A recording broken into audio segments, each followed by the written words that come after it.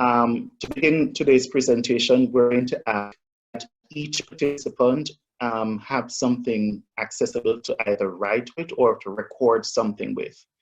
You'll not be writing an essay, but at some point I may ask you to take notes of an essay that you will hear at some point and perhaps to assess it. So I'm just going to give you about 30 seconds. You can just go grab whatever you want to go grab, whether it's a cell phone, a laptop, or a computer, a paper, a pen.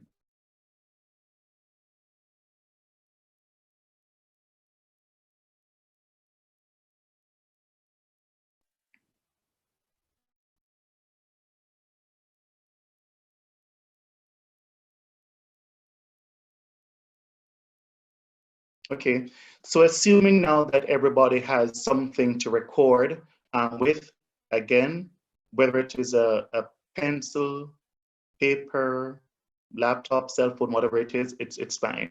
I just want you to have access to something to record with. Now, as always, we start by introducing our team. We're from the Emily K Center, and the Emily K Center was started in 2006 by Duke basketball coach, Coach Mike Krzyzewski. There are presently 4 different programs at the Emily K Center. We have the Pioneer Scholars Program, which caters primarily to elementary and middle school students. We also have Scholars to College Program, which is a secondary or high school, secondary school or high school program, like the Gameton College. We also have Scholars on Campus, and this program is for college students or students who are presently enrolled universities across the US. We also have our program, which is the latest and youngest program at the Emily K Center, and our program is called Game Plan College. Game Plan College is different from the others because the others are all cohort-based program, but Game Plan College is more student-centered. We focus primarily on the student, where the student is coming from, where the student is at, where the student wants to go, and we build strategies around that student's post-secondary access choices. Regardless of where you're coming from, regardless of where you are in the post-secondary access planning, I assure you that the experts at the Game Plan College team will be able to adequately support you in ensuring that you find the best fit for post-secondary option. For today's presentation, we have 6 different objectives. The first objective is that participants will be able to explain why college essays are important. We also want for participants to be able to list and explain the different components of a college essay. Participants should be able to display various types of sentences in their college essays, select prompts or topics that are most meaningful to them, differentiate between fluff and the substance, and construct a strong college essay. If we fail to deliver all of these objectives, please reach out to us and let us know so that we can address these concerns that you may have, whether individually or collectively. Now, last week we discussed the college application, how to put together the best college application. So the next couple or few slides will be a recap of last week. But I won't go through the different aspects of the college application. I just want to show you, for those of you who missed last week, the different components of the college application. You see there, though, I have essay and or personal statement standing out because that's what we will be discussing today. Another recap, from last week, we spoke generally about the essay and or the personal statement, and we said the essays should stand out. You should share your story. What makes you unique? Show. Don't just tell, demonstrate to these readers the points that you're trying to make about yourself. Include both style and substance. And a great college essay is going to be one that you write and rewrite and rewrite. We also had referenced different college enrollment personnel, their comments about the importance of the college essay. We see one person here from Tufts University saying, we're actually listening for a student's voice and trying to figure out who they would be on our campus. Another person from Hamilton College said, a good essay to me in general is one where I learned something about the student that I wouldn't learn anywhere else in the college application. In other words, all the many different components that I shared on the previous slides would not have told the college first admissions personnel about you the way the college essay does. On the final recap slide, we spoke about the supplemental essay. We said, you know, some schools require them. We also said there are more ways. The supplemental essay gives you more way that colleges can learn about you as an individual. We also said the supplemental essay will demonstrate your interest in a particular school. And an example that we got was a school like Davidson would ask, why Davidson? And then you'd be required to write an essay as to why you want to go to Davidson. Or list the books you have read in the past year, school or leisure. Place an asterisk by books required for classes you have taken. And that one is just a list. But other schools may ask you to explain then why one particular book is your favorite book. And that's one way, again, that they could learn about you. Now, I love cartoons. And so I oftentimes include cartoons in my presentation. I also do it as a way that, you know, will succinctly put a point across to all the participants in the presentation. Now, this is what we see an admissions officer here. He says, Sai, all of these essays are, sound the same. I'm not learning anything interesting about the applicant. I still have 100 left to read tonight. And that's the experience of many essays and many college admissions officers. There are so many different essays and so many similarities across all of these essays. Envision that you may have schools with, you know, 10,000, 15,000, 20,000, 40,000 applicants. And there are so many essays that have to be read. And then this college admissions officer in the cartoon says, well, from the essay, the student writes in the essay, I don't know what I would do without my mom. She's so loving and has helped me with so much. And while I'm at it, happy Mother's Day, belatedly, to all the mothers out there. But writing an essay like this, obviously, this doesn't stand out. And while you believe that your mom is so loving and has helped you in so many different ways, that's a very cliched point. And if you feel very compelled to make this point in an essay, feel free to do so. But make sure that you do not leave your essay or your readers, or you don't leave your readers feeling as if they have read another very monotonous or mundane essay that has added no light to anything about you. If you're going to be writing about something that is common, like this topic, or oftentimes use the example of sports, make sure that that essay really is out and it makes your mom, in this case, really stand out because of some significant difference that you may not notice with other mothers. Because the reality is, most, if not all, mothers are very helpful and very loving. So those two qualities are not unique qualities to any mother, and regardless of how great your mom is, the essay is about you. Let us know how this loving mother and helpful mother impacted you and how these impacts on you have served to make sure that you are the person you are today and drive the goals that you have today. Now, let's start the presentation with an operational definition of an essay. So, as far as I'm concerned, an essay is a formally written expose on our stream of consciousness around a particular topic a subject or prompt.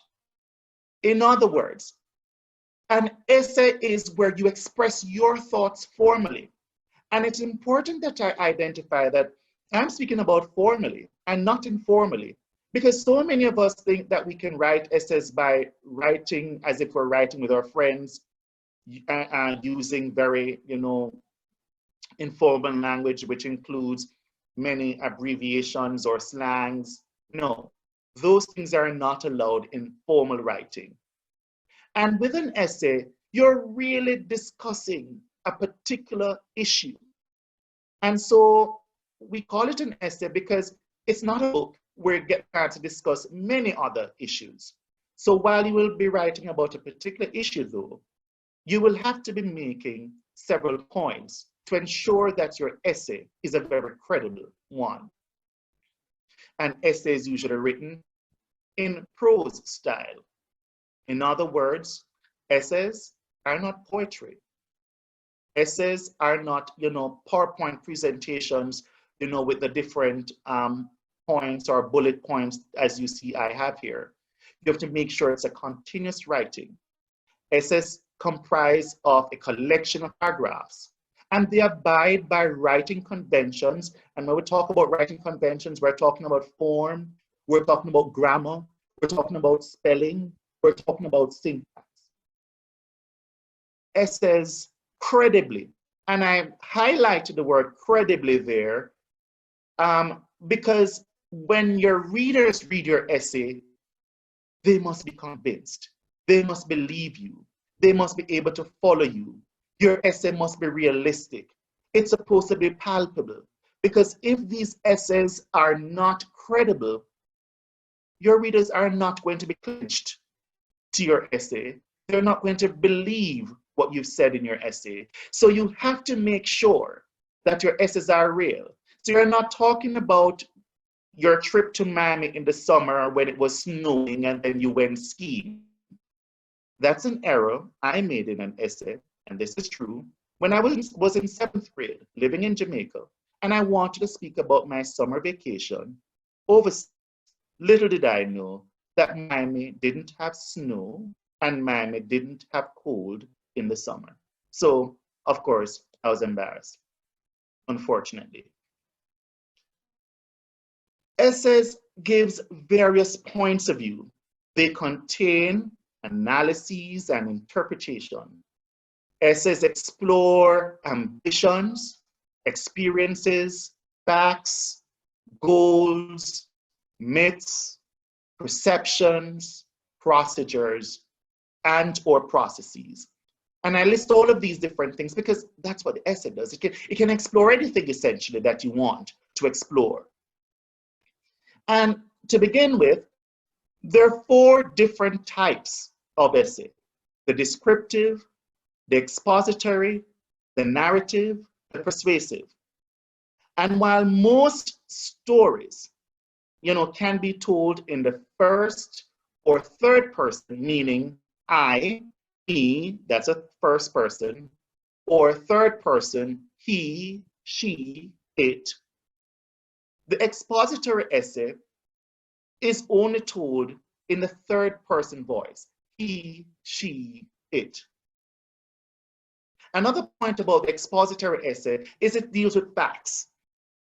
Examples of expository essays are, the news, documented, research papers. If you think about TV, you can talk about documentary, but we're talking about writing though. Example of descriptive is essentially a story without a sequence of event, and it doesn't necessarily have to include, the structures of the story, like, a venue and or characters, all right? But on the other hand, a narrative is essentially a story that contains a setting. In other words, a time and place of event, the various characters in the story, and it uses many different literary devices. We also have persuasive essay, which are essentially debates, and it's where you, the student, are contending with a particular issue. You want to convince your readers that the point you are making is a very solid point, and you want everybody to know that the facts that you have brought here are facts and not assumptions. Now, we can also explore the parts of the essay. All of us have experienced this from as early as elementary school, that, there's the introduction, the body, and the conclusion. With regard to the introduction, you want to clearly state the issue, the problem, the background, or give back information on yourself or whatever you're talking about, or whomever you're talking about. And by hook, I mean something that grabs the readers. Have a thesis statement, which is essentially the main point you're trying to make. That thesis statement, every sentence in your essay is going to be directly connected to that statement. You're going to ensure that the thesis statement guides you through the entire process of writing. And in the body, you're going to give the supporting points. And some people will say, make sure you have 3 different paragraphs in the body. Or in fact, some people say to you, make sure you have 5 different paragraphs in your essay. I'm not from that school of thought, because it's not true that you have to have a set number of paragraphs in a particular to make an essay. That's not true.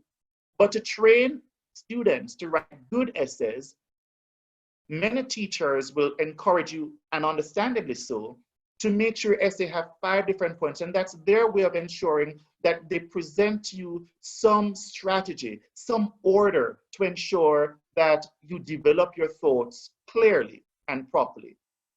So yes, you're going to have your body, which have different supporting points. And then for each supporting point, please make sure you give that enough time and space. So you're going to give it a paragraph for each point. And then for your conclusion, make it be a call to action. What have you said that will make me stand up and do what you want me to do? Provide a solution, because you've identified a problem. What then is a solution?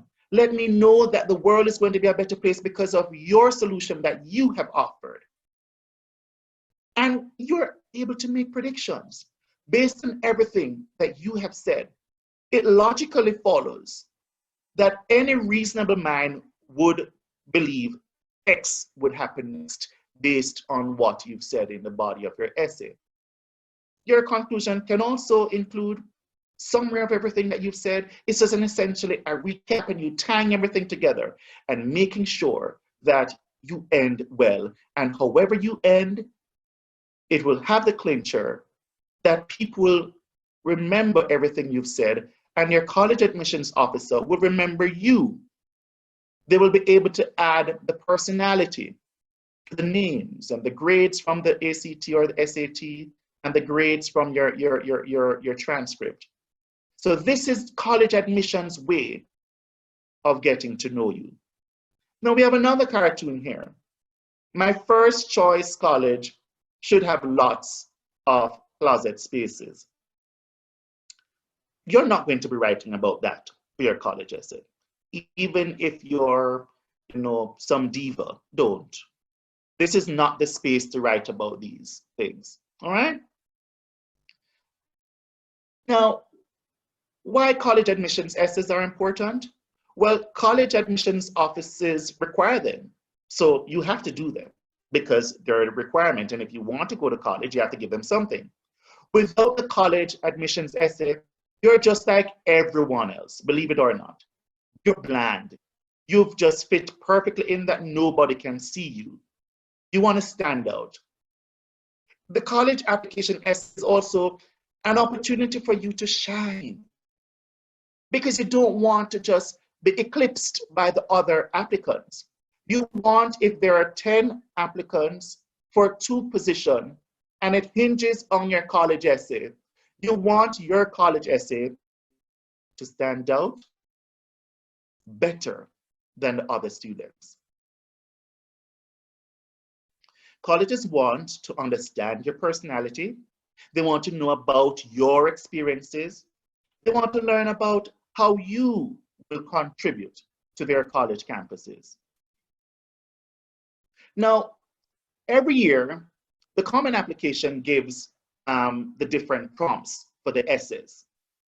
And the reality is, these prompts usually don't change significantly from year to year. In fact, the essay example that we'll be using in today's presentation will be addressing a prompt that is included in this year's new set of prompts. Now, when I go through these prompts, I'm going to be asking you to start using your pencils, pens, or papers, computers, cell phones, whatever that you're going to be taking notes with. I want for you to listen each of these prompts. And on a scale from 1 to 10, well, a scale from 0 to 10, 0 standing for no interest whatsoever in this topic, and 10 symbolizing the highest interest that you have in this particular topic. I want for you to explore, I want for you to grade each prompt based on your interest in it, because when you hear this prompt, there seems to be something about that prompt that resonates well with all of your experiences. It resonates well with who you are and how you define you. And based on the impact that the prompt has had on you, if that prompt has the highest resonance with you, I want you to give that prompt a 10. And if you have no interest, 0. And of course, between 0 and 10, there'll be a continuum, and you can grade your interest level.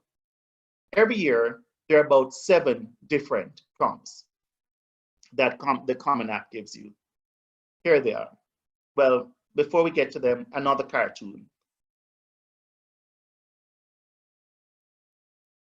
And of course, you can see the student responding here to the teacher. It just doesn't look like 1,000 words because it's written in text message.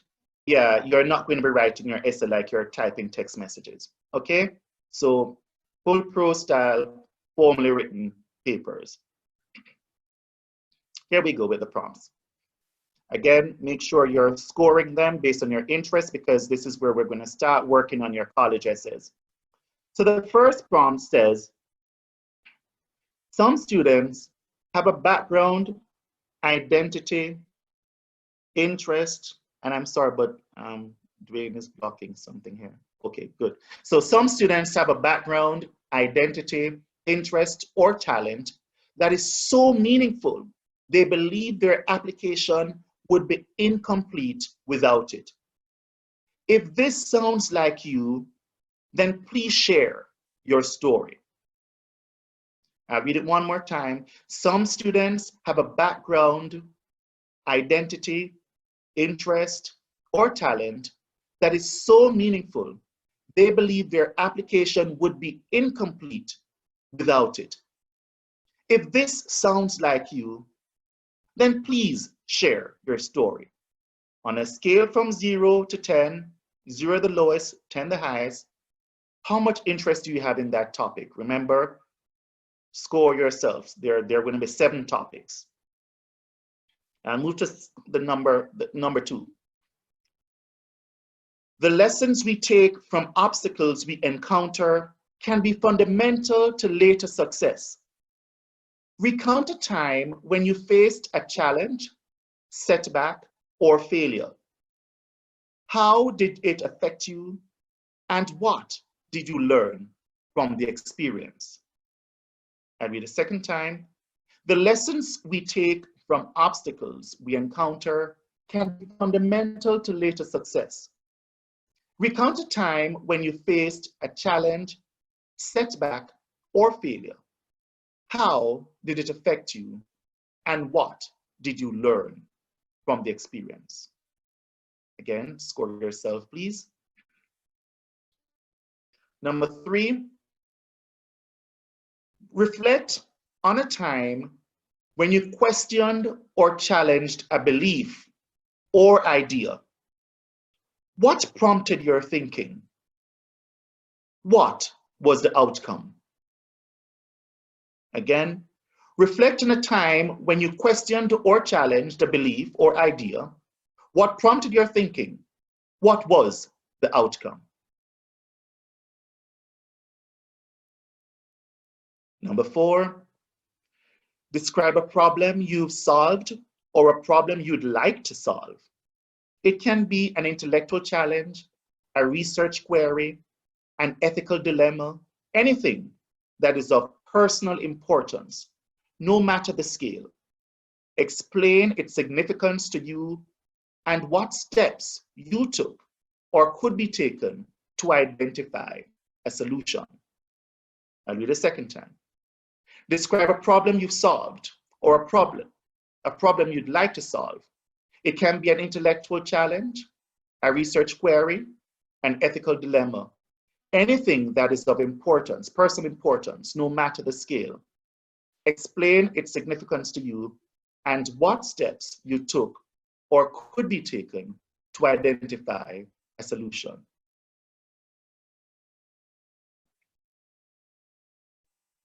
Number 5, discuss an accomplishment, event, or realization that sparked a period of personal growth and a new understanding of yourself or others. Discuss an accomplishment, event, or realization that sparked a period of personal growth and a new understanding of yourself. 6, describe a topic, idea, or concept you find so engaging that it makes you lose all track of time. Why does it captivate you? What or who do you turn to when you want to learn more? Describe a topic, idea, or concept you find so engaging that it makes you lose all track of time. Why does it captivate you? What or who do you turn to when you want to learn more? And a final prompt this year, share an essay on any topic of your choice. It can be one you've already written, one that responds to a different prompt, or one of your own design. Share an essay on any topic of your choice. It can be one you've already written, one that responds to a different prompt, or one of your own design. So what I want for you to do now is I want for you to please share which prompt, by just writing a number, which prompt you think, based on everything that we just shared, which prompt you think you'd respond to. So if you would please, each participant, if you'd please just write the number of the prompt you would respond to. And you can write it in the chat box.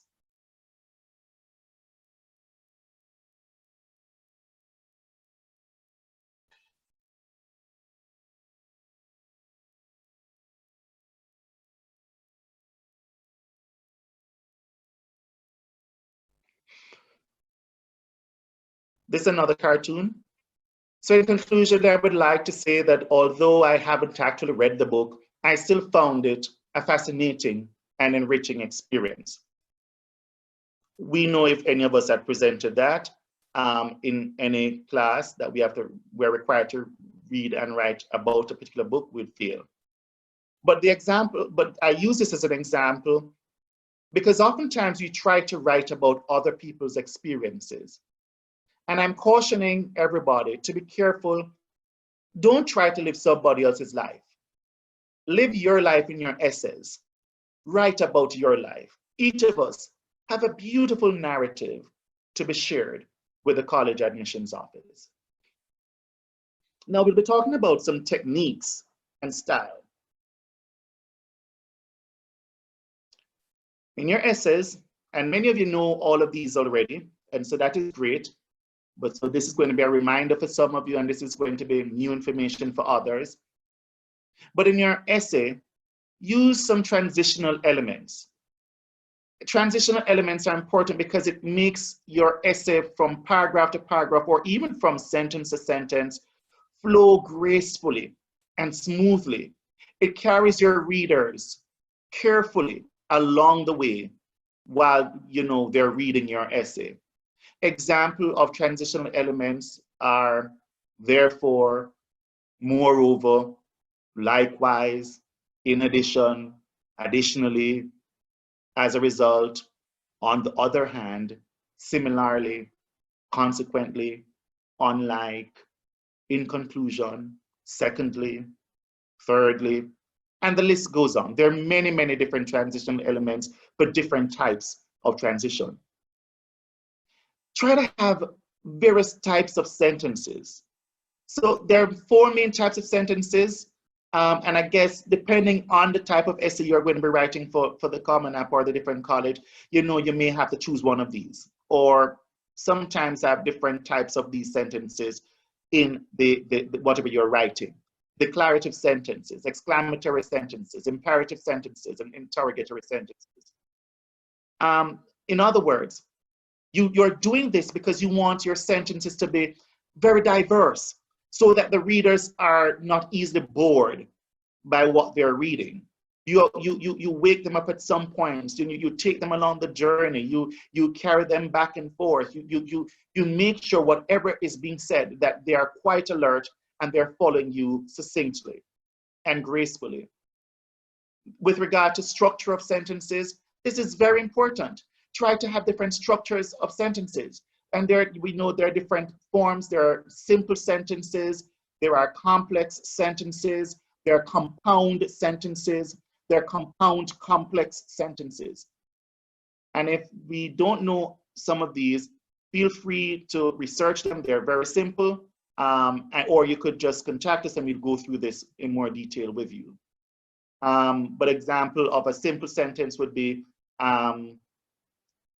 the cat is sleeping, because it has one clause. An example of a complex sentence is the cat around the corner, the cat is sleeping. And it's complex because you have an incomplete thought or a clause that is not complete or independent, along with an independent one, which is the cat is sleeping. A compound sentences where 2 simple sentences come together. And you can use the example of the cat and the dog in one sentence. And then you have the compound and complex sentence, which is essentially a compound sentence with a complex sentence. All right. Now, also try to have literary and rhetorical devices in your essay.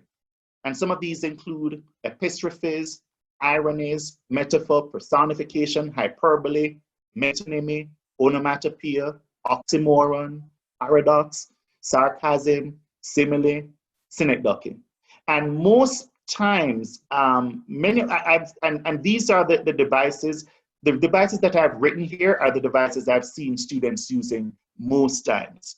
It is not that you can't use other devices, but these are the devices that I've noticed that students use a lot in their essays, and we've read a lot of essays. With regard to technique and style, again, make sure that you have a very clear introduction and conclusion. Ensure you have that thesis statement that we spoke about earlier.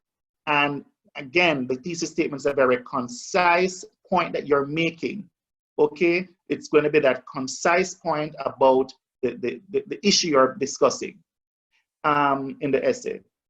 Ensure that you're using correct punctuation, because if you don't use the correct punctuation, your essays are not going to be read by the college admissions officers the way that you want your essay to be read. So, for example, if you want an exclamation mark, make sure you're not using a period or a full stop. Use an exclamation mark. If you want to use a semicolon, make sure it's not a full stop that you're reading, because the semicolon allows you to continue into another sentence, essentially, without such a long pause. All right, so it's important to know your punctuation marks and the uses of them. With regard to technique, again, I think the most important thing, students, is that you write about you. You are each unique, regardless of your story. I assure you, you have a myriad of stories in your experiences that you can speak about. from these 7 different options of college essays that you've been given by the Common Application. And if you want help identifying some of these stories, we also assist at the Gamepan College. We also assist students in identifying these experiences in students' lives and helping students to identify the best prompt. In writing about you, it's important that you remain authentic, that you captivate your readers, that you're innovative and creative with how you put words and sentences together, and that the college admissions officers can easily sense the passion for which you speak about different topics.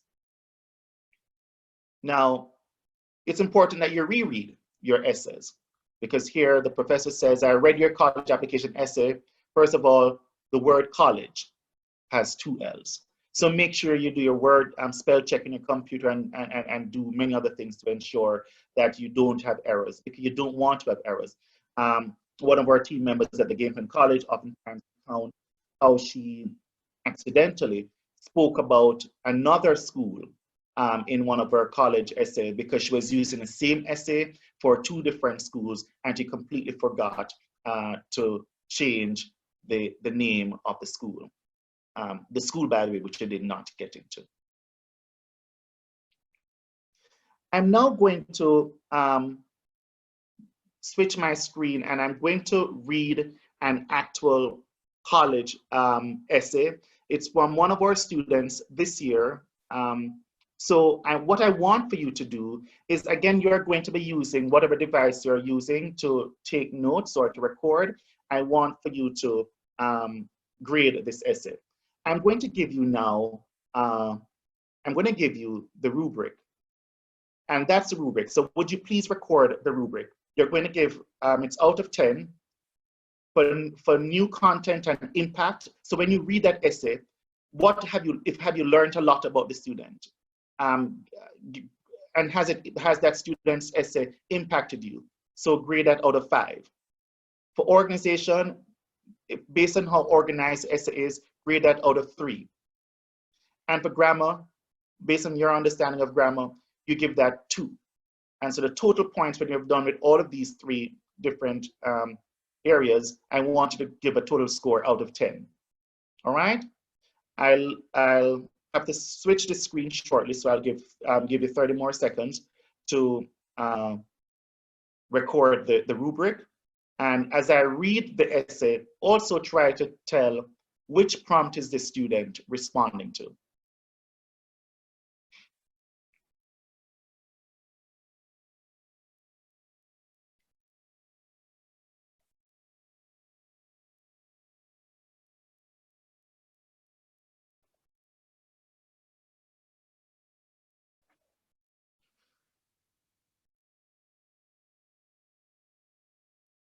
Jack, is my screen still being shared?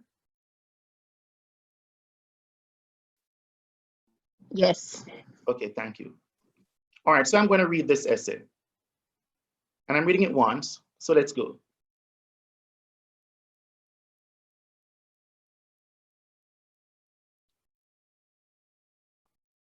Okay.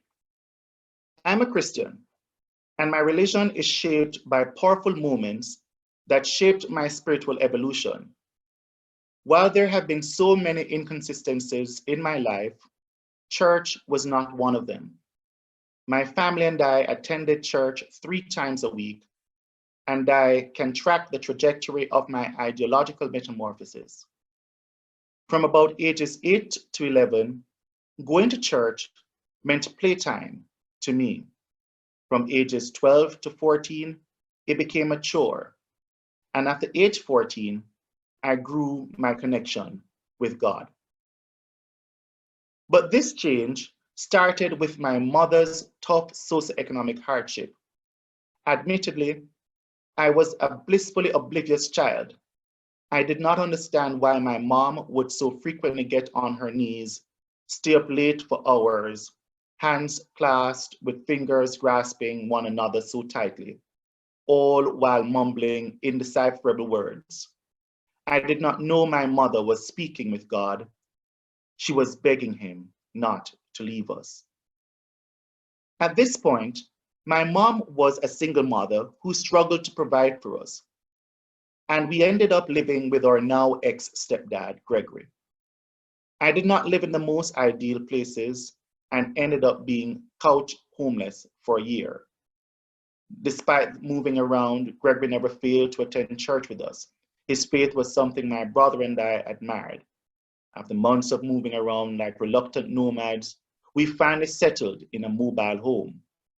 But suddenly, my mom and Gregory began arguing. Though my mom's prayer for a roof over our head was being fulfilled, it was at this point that Gregory abandoned us. God didn't. Gregory was a man who my brother and I had grown to call dad for years. He was the man who had relentless faith in God. I knew he would always be there for my family, especially me. But fate and my parents' faith collided, and this collision shattered all my expectations. It was then that I remember first feeling abandoned.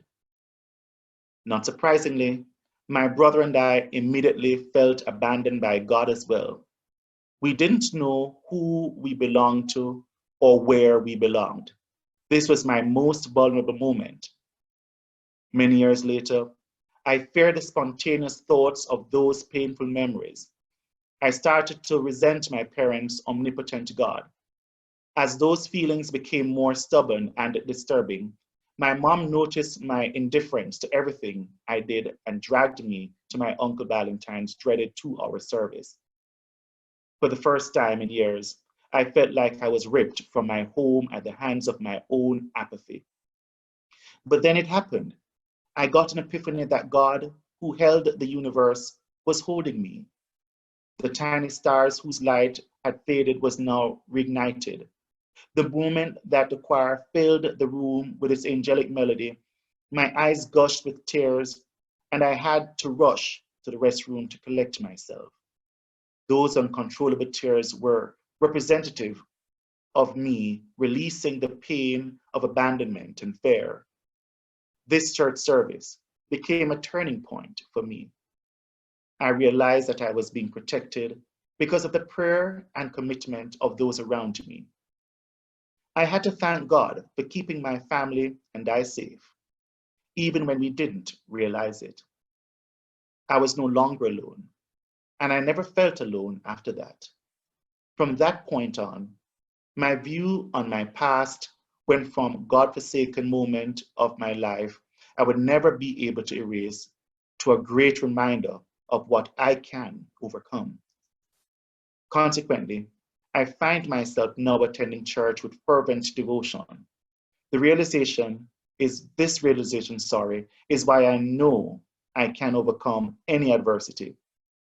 The faith of my parents has been extended to me, and despite the continued struggles, I feel secure because of my faith. It is for this reason that I highlight my Christian faith as an integral part of my identity. Okay.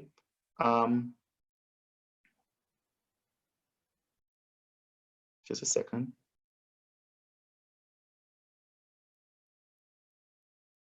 There is the rubric, and what I want for each participant to do again, grade this essay, and you just put again your total score in the chat box in the Zoom. So if you move your mouse down, and you could see where you see the chat box at the bottom of the screen. And you just type what you have as a total score for that essay.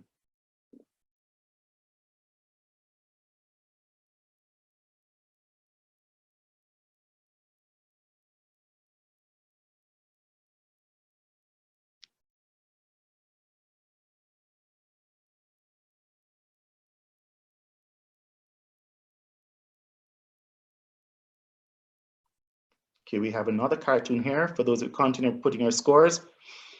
Unfortunately, what you downloaded from the net is a 10-year-old paper I once wrote for my college boyfriend. That's what the reader said there. So please make sure you don't use somebody else's college essay. There are many ways people can identify that you're plagiarizing or just copying. Now, where do I start? I want you to start by doing what we encourage you to do today. Choose a prompt that resonates most with you and your experiences and goals. Start writing early. Don't procrastinate. Great writers write about what they know. So only choose a topic that you know you can write about, because it's about your experience in your life. And I'm being polite with the next point. There's another synonym that I could have used for crap. I'll use that for your imagination, but it's not appropriate for me to say these words here. But please employ your crap detector when writing and take out anything that doesn't make sense, all right? And cite, don't plagiarize. If somebody else says something that you think is so compelling and you must use those words, cite it, put it in quotation mark and say who said it. Now, one mistake a lot of us make as writers do is we think we have to always quote somebody. No, you don't have to quote people. Unless it's a very compelling quote that you could say in no other way, there's no reason you have to quote people. But you can also cite them, because if somebody said something, if somebody gave an idea, and you think it's a great idea that you want to use, you can cite the person without quoting the person exactly. And that's a way for you to use your voice. But you do still say that X, for example, Christina Villegas told us that, and you use your own words in whatever Christina Villegas said, but you're citing her.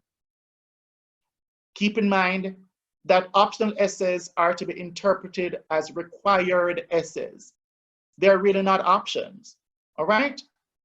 Because if you're going to be writing an optional essay, it tells the college admission office that you're really determined, you really work hard, and you really want to get into this particular school. Edit sufficiently without overdoing it.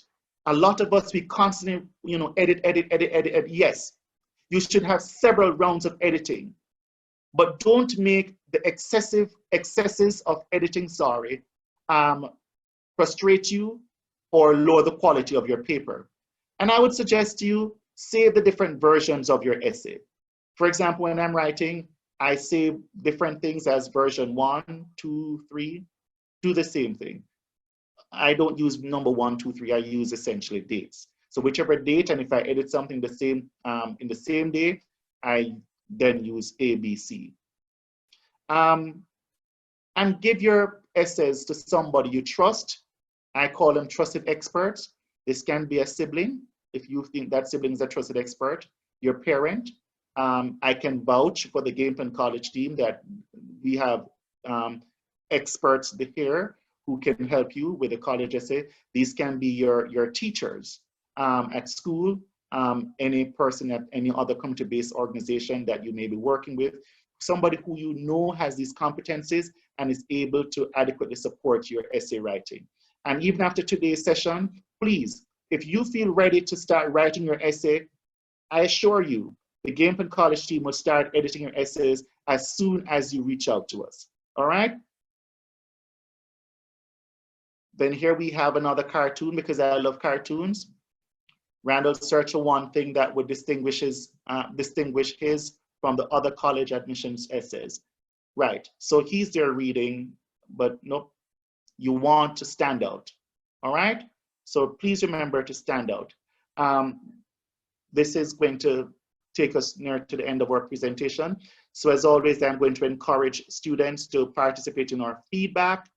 If you have any questions, this is the time you write your questions in the chat box. We will address all these questions now. But while you write your question, I'll remind students to go to our survey, and you can get this at bit.ly/GPC workshop. And you can fill out that survey for a chance to win $20 each week. You please feel free to join us this afternoon at 2 p.m. for Para los Primos, for First Generation Latinx students. It will be in Spanish. If you want to build your Spanish competencies, please join. I will be there because I want to learn Spanish. And this is going to be a collaborative effort, by the way, with the Scholars on Campus team at the Emily K Center. So thank you, Scholars on Campus. It will also be in collaboration with Student U, which is another college access program in Durham that is also doing great work with our students. So thank you, Student U. If you want to find out more about our schedule, it's right there of events. Also, please follow us at our Instagram at Gameplan College and subscribe to our YouTube channel, also Gameplan College. And if you write your essays, please remember you can email it to us and ask that we edit these essays with and for you. You can just make an appointment at our website, which is also gameplancollege.org, and you just set up an appointment there and we will meet with you. So I will now stop sharing my screen so I can focus on what's happening here.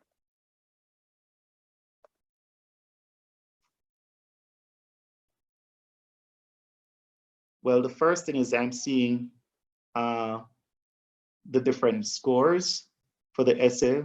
I see mostly positive scores. I do see a 4.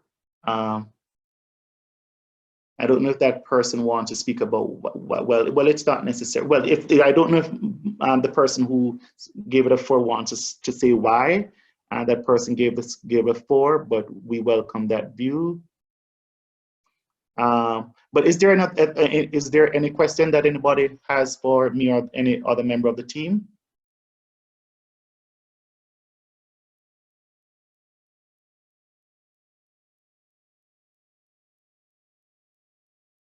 Okay, I'm assuming that there's no other question. By the way, the student did respond to the first prompt, and the student did get into several very highly selective colleges, and the student chose to go to, yes, the essay was a narrative. And the student has already made the choice to go to one of the top schools in North Carolina. And I'm just trying to be a bit because I don't want to name the student. But the student got into several very selective colleges. So I hope that you will join us tomorrow and this afternoon. We continue to have our series. Please follow our calendar. I encourage everybody again to please fill out our survey and for a chance to win $20 at the end of the week. Thank you so very much, everybody, for joining us, and please continue to be safe and have a great rest of your day. Bye.